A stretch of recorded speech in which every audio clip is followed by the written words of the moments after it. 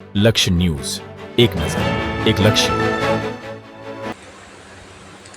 વિશ્વ પર્યાવરણ દિવસ નિમિત્તે સુરેન્દ્રનગર જિલ્લાના પાટડી તાલુકાના માલણપુર ગામે એક અનોખું ઉદાહરણ પૂરું પાડ્યું છે. રણકાંઠાના સૂકા વિસ્તારમાં આવેલા આ ગામે ગ્રામજનોના સહયોગથી 7,000થી વધુ વૃક્ષોનો ઉછેર કરી સમગ્ર વિસ્તારને લીલોછમ બનાવ્યો છે.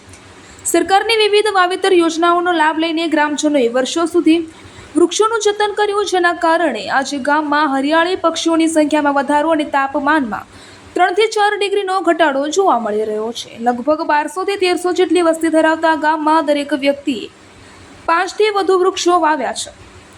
ગ્રામજનોએ દર વર્ષે 1000 નવા રોપાઓ વાવવાનો સંકલ્પ પણ કર્યો છે, જે ગ્લોબલ વોર્મિંગ સામે પ્રેરણાદાયક પહેલ બની છે. રિપોર્ટર દેવમ ત્રિવેદી, સુરેન્દ્રનગર. મારું નામ ભલુભાઈ સુરાભાઈ ભરવાડ, ગામ માલણપુર. અમારા ગામમાં 1200-1300 માણસની વસ્તી ધરાવતું માલણપુર ગામ છે. રણના છેલ્લા કાંઠાના ગામડામાં છેલ્લા ગામમાં આવેલું છે.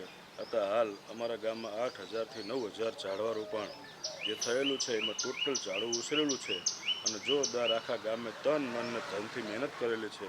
અને આજ પણ હવે પછીના સમયમાં અમે આવા બધા વિકાસના કામમાં અમારા ગામનું પ્રોપર ભંડોળ વત્તા સરકારે જે બજેટ આવતું હોય એ બધું ભેગું કરી અને ડબલ કરીને વાપરી અને સારો એવો વિકાસ અમે માલણપુરનો કરી રહ્યા છીએ. ભારતીબેન જાદવ, માલમપુર ગામની વતની છું. માલમપુર ગામમાં ઘણા બધા વૃક્ષો છે અને વૃક્ષોને વાવેતર કરીને તેનો ઉછેર પણ કરવો એ મહત્ત્વનો છે. માટે આગામી સમયમાં અમે ઘણા બધા વૃક્ષો વાવવાના છીએ, પણ એ વૃક્ષોના ઉછેર માટે ગામ લોકો, વડીલો, યુવાનોનો એવો સાથ સહકાર છે. અને બીજી વસ્તુ એ કે આપણે ઘણી જગ્યાએ એવું થાય છે કે વૃક્ષો તો આપણે વાવી દીધા, પરંતુ તેનું જતનના જાળવણીના લીધે એનો ઉછેર થતો નથી. માટે આપણે ગમે ત્યારે વૃક્ષો વાવીએ તો એનું ઉછેર અને જતન કરી એ મહત્ત્વનું છે. અમારું ગામ રણકાંઠા નજીક હોવાથી અમારે તાપમાન 2 ડિગ્રી ઓછું રહે. સુરેન્દ્રનગરમાં જે તાપમાન હોય તેની સરખામણીમાં અહીંયા માલમપુર ગામમાં 2-3 ડિગ્રી ઓછું હોય છે તાપમાન. અને બીજી એ વસ્તુ હું એક જ સંદેશ આપું છું કે ગમે ત્યારે પણ આપણે વૃક્ષોનું વાવેતર કરીએ ત્યારે તેનું જતન, માવજત કરી એ ઉછેર થાય ત્યાં સુધી આપણે જવાબદારી એની રાખવી જોઈએ. હું માલણપુર ગામનો વતની છું. મારું નામ બુટિયા દિલીપભાઈ છે. હું ગામનો સરપંચ છું. મને ગામે સમરસ સરપંચ બનાવ્યો છે. આજે માલણપુર ગામની અંદર વૃક્ષારોપણ ઘણું બધું કરેલું છે ઘણા ટાઈમથી, અને આ માલણપુર ગામના વડીલો, યુવાનો બધાએ મળીને કરેલું છે. અને ફોરેસ્ટ ખાતાએ પણ બહુ સહયોગ કર્યો છે, અમને બહુ સાથ આપ્યો છે એનો. અને સરકારે અલગ અલગ યોજનામાં કરીને અમને ગ્રાન્ટ પણ આપી છે. અને અહીંયા આપણે રણના લીધે તાપમાન અમારે વધારે હોય છે.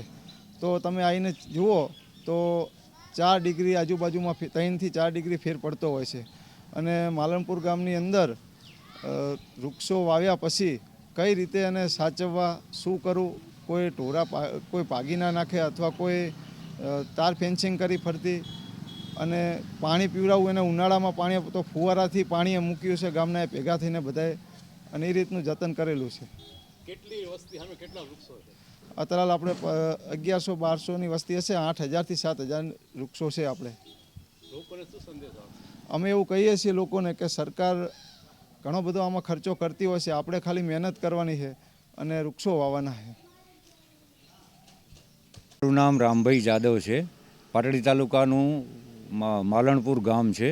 આ ગામ લગભગ 1300ની વસ્તી, 1350ની વસ્તીમાં ની સામે લગભગ 7,500થી 8,000 જેટલા વૃક્ષો છે.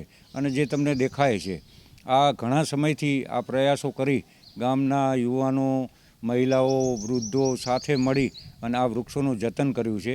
અને એનો મોટો ફાયદો એ છે કે અહીંયા રડ લગભગ નજીક જ છે અમારા. ત્યાં જે તાપમાન હોય એના કરતાં 2 થી 3 ડિગ્રીનું તાપમાન અહીંયા નીચું હોય છે અને ઠંડકનો અહેસાસ થાય છે. સવાર સાંજ અહીંયા બધા બુઝુર્ગો અને સાથે મળી અને બેસવાનો એક લાવો પણ મળે છે. પશુ પંખીને પણ આનો લાભ મળે છે. અને હવે આવનાર સમયમાં એટલે કે આ ચોમાસામાં ગામના યુવાનોનો એક સંકલ્પ છે. અમારા નવયુવાન સરપંચ દ્વારા આ કાર્યને આગળ વધારીને 1,000 જેટલા વૃક્ષોનું વાવેતર કરી અને એનું જતન કરવાની જવાબદારી સામૂહિક રીતે લીધી છે. અને આવનાર સમયમાં આથીને પણ વધારે હરિયાળી બનશે એવી મારી અપેક્ષા છે. અને સાથે દરેકને એક સંદેશો આપું છું કે વૃક્ષ વાવશો તો આ ગ્લોબલ વોર્મિંગમાં આપણાને એનો લાભ મળશે અને વરસાદ તાપમાન બધી જ રીતે આપણાને ફાયદો થશે.